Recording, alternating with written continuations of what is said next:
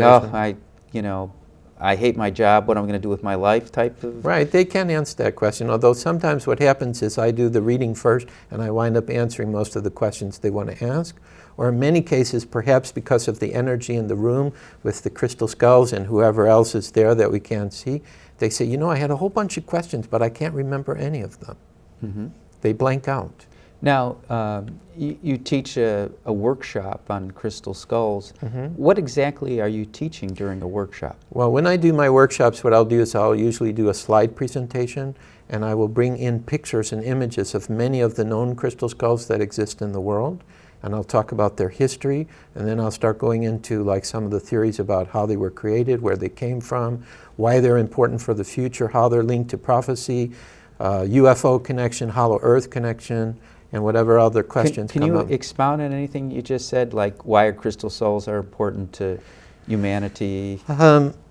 I believe the crystal skulls, the very old ones, like the Mitchell Hedges skull, or Ami, the amethyst skull, which is the first one I saw, or Max, which is traveling around the US, or ET, or Synergy. These are the ancient computers. They have encoded inside of them incredible energy and knowledge. And the key is, it's like if we went back 100 years ago and we showed people a DVD and we said, on this DVD are motion pictures and library, they'll go, you're insane, we're going to put you in an insane asylum. The crystal skulls represent that to me. They have this information, and the only way we've been able to really get it is by working with sensitives and psychics. When they're in the presence, they start to telepathically receive the information, or also shamans that we've talked to who are connected to crystal skulls will tell the same. Mm-hmm. That they're kind of like telepathically giving information or energies. And so in your classes, you're trying to help people develop their telepathic ability? Well, their psychic sense? No, mostly my workshop focuses on to get them familiar with the crystal skulls themselves and to have an experience with it. However, crystal skulls can be a catalyst that will help to bring up people's gifts. This does happen in our sessions. There was one person I was working with in Indianapolis, and he was meditating with the music with Portal de Luz, and his third eye popped open. And I yelled at Portal de Luz after, and I said, my third eye is not fully open, and you went ahead and helped this guy, but you never helped me. Mm-hmm. So you never know what's going to happen in the sessions. And what did your crystal skull reply to what you said? Well, they said, you've had your third eye open in too many lifetimes in the past. This time you have to go by what you feel and what you hear and trust that. Mm-hmm. So the crystal skull can also reveal past lives? Yes, it can. It does come up in the sessions too, that people's past lives. Because, for example, a person will come and say, I have this problem and this.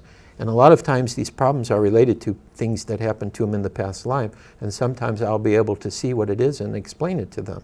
Mm-hmm. Can you give an example of that?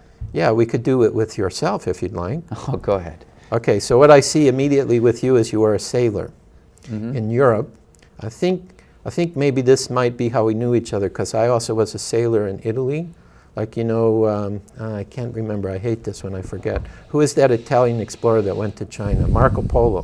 Mm-hmm. There might be some connection between Marco Polo or this kind of time frame in Italy as a sailor. So that's what I see for you right now. Well, it's pretty remarkable because I was working with a woman who had cancer, and it's a long story, but she passed away, and I went for hypnosis, and she came to me, and then I went into a past life, and at that time I purposely had stayed away from reincarnation. Uh-huh. I studied, because my philosophy major, so I studied reincarnation in college, and I've been doing hypnosis for 9 years, and so I went into a past life and was a sailor. Yeah. And then immediately after the session, I took a walk and I found a jewelry store like 500 feet from my house. Mm-hmm. Even though I'd lived there 2 years, I'd never seen it before. Right. Called to buy this wooden ring. Oh, wow. And the wood is significant because the ring, I asked carpenters and woodworkers, it's a type of wood that they would make sailing boats out of. Okay. So it's kind of interesting, although what you said doesn't really help me. It maybe confirms what I've already believed. Well, a sailor has, for me, because I also was a sailor, the desire to know the world. to go all over the world, to have different experiences and to learn about different cultures. So that's what the sailor is about. Yeah. Well, I know in this lifetime I love to be on the water, love to kayak and Right. canoe and raft. Right. So very good, very good. So what else can you tell us about the skulls? Well, I'm just going to go and be spontaneous, and I'm here to discuss about the connection with the extraterrestrials. Mm-hmm. One of the things that the co-authors of this book did is they worked with the Mitchell-Hedges skull, and they were taking like different photographs when they activated the skull. This crystal skull is activated by color, light, sound, and human energy. And they were able to find, and that picture is actually in the book, they had a picture of a UFO that appeared inside of the crystal skull. Now, what does this imply? Well, either the crystal skulls are like video cameras and they're recording, because these holographic images can be activated within these older skulls. They're recording everything that goes on. So it recorded some kind of UFO activity that happened in the Earth's past.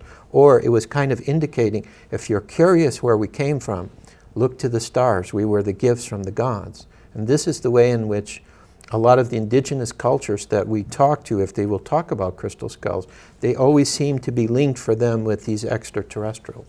So maybe the crystal skulls were brought, these very old ones, to help humanity to evolve and to grow and to be a catalyst to awaken the divinity within us. Are you aware of any anthropologists like Margaret Mead, Franz Boas, who recorded crystal skulls in their research? Generally, anthropologists and archaeologists and most scientists will not want to look at crystal skulls. Why is that? Well, this is the problem. If you're such an individual and you have a certain idea about the reality of how this earth works, and then you come into the presence of an artifact that totally negates everything that you believe, do you think that individual is going to really be interested to want to give credence to such an object? I mean, like for example... But if an archaeologist could expose something like this, he or she would be very famous. I think so, but I haven't found yet one who's really willing to go out on a limb. Like for example, I talked to one archaeologist who saw the Mitchell-Hedges skull, and he said, first of all, you're very brave talking to me that you're willing to go out there and speak. And I said, well, I'm not a professional, so I have nothing to lose. I'm just an individual who's very interested.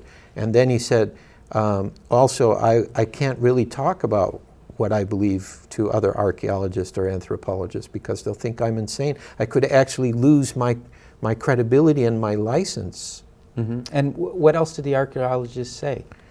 Well, besides it's just validating crystal skulls. What it is they find it very interesting because many of them are uncovered with Mesoamerican cultures.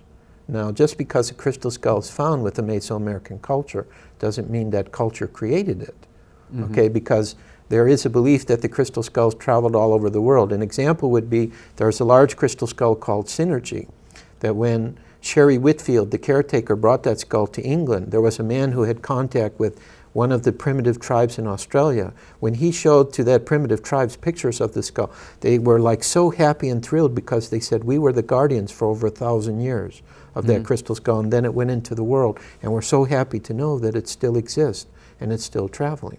And how would those people know if the crystal skull had been gone for so long? Was it passed down by... Yeah, that's what they do. They have legends that they verbally pass down to each other. And are you aware of what those legends are? Not exactly, because in most cases the indigenous people don't want to talk about the skulls.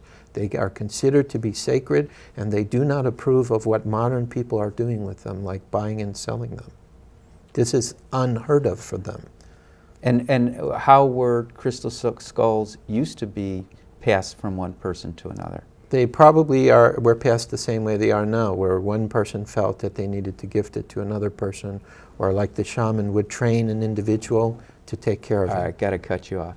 All right, for more information about Joshua Shapiro, Infinity Foundation, Inner Quest talk show, stay tuned to the credits at the end. Until next time, we wish you good health, good spirits, and good fortune. Thank you, Joshua. Oh, thank you, Jay. Pleasure to be here. Same here.